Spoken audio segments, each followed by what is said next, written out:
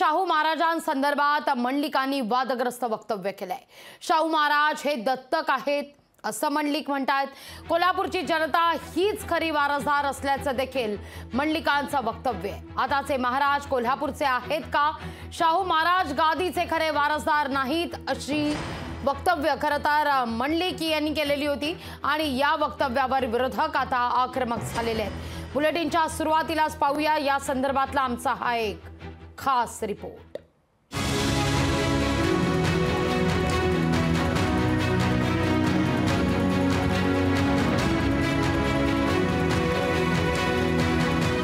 महाराज साहेब जे आहेत ते कोल्हापूरचे आहेत का, महाराष्ट्राचे आहेत का, हे सुद्धा कुठेतरी दत्तक झालेले आहे। कोल्हापूरमधील महायुतीचे उमेदवार संजय मंडलिकांनी छत्रपती शाहू महाराजांबाबत वादग्रस्त वक्तव्य केलंय। छत्रपती शाहू महाराज हे कोल्हापूरच्या गादीचे खरे वारसदार नसल्याचा आरोप संजय मंडलिकांनी केलाय। शाहू महाराज हे दत्तक वारस असल्याचा दावा संजय मंडलिकांनी केलाय। कोल्हापूरची जनता गादीचे खरे वारसदार असल्याचा दावा हा संजय मंडलिकांनी केलाय। हा माझ्या गादीचा आपण गडा करणार आहे अशी गोष्ट टाकावं करतो, आम्ही हळूहळू निर्मित करतो। तर मला या निमित्तानं सांगितलं पाहिजे आता जे महाराज साहेब जे आहेत ते कोल्हापूरचे आहेत का, महाराष्ट्राचे आहेत का, हे सुद्धा कुठेतरी दत्तक झालेले आहेत। खरे वारसदार नाही, खरे वारसदार तुझे आम्ही आहोत, आंबेडकरांची मागणी खरे आहोत। संजय मंडलिकांच्या या वक्तव्यावर काँग्रेस संतप्त झाली। मंडलिकांनी केलेल्या वक्तव्याचं प्रायश्चित्त त्यांना कोल्हापूरची जनता देईल असं सतेज पाटलांनी म्हटलं।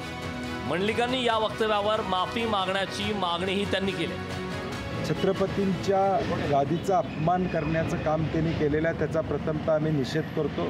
अशा पद्धतीची वक्तव्य करतायत कोल्हापूरकर हे सहन करणार नाहीत, याचा निषेध आम्ही करतो। त्यांनी त्वरित माफी मागावी, या वक्तव्य पाठीमागे घेऊन माफी मागावी, त्याचे प्रायश्चित्त त्यांना निवडणुकीत भोगावेच लागतील।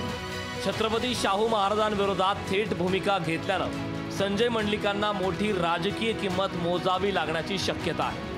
कोल्हापूरच्या आखाड्यात मंडलिकांनी कमरेखालच्या आरोपांचा डाव टाकलाय। या आरोपांमुळे निवडणुकीला वेगळं वळण लागण्याची शक्यता आहे।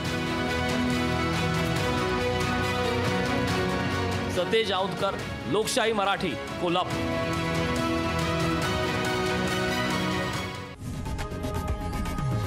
लोकशाही मराठी ऐका, पहा, जागरूक रहा।